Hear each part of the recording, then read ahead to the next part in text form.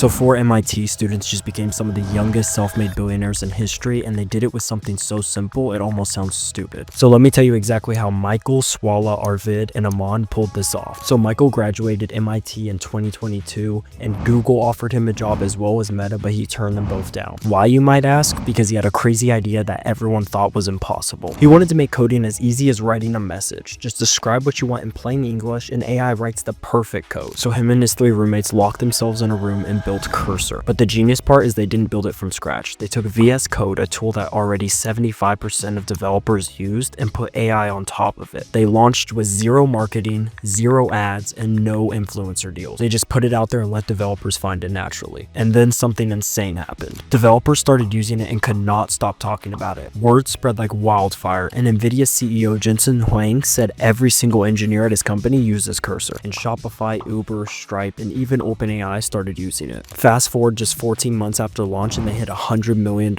annual recurring revenue, beating the previous record by 4 months. But they didn't stop there, because today 50% of Fortune 500 companies use Cursor daily, and they generate 1 billion lines of code every single day. And last week they closed a $2.3 billion funding round at a valuation of $29.3 billion. And each founder is now worth $1.3 billion, and they're only 26 years old. They went from MIT graduation to billionaire status in 3 years with no marketing, no fancy tactics. They just built something that developers actually wanted. Tag someone who needs to hear the story and let me know what impressed you most about their journey.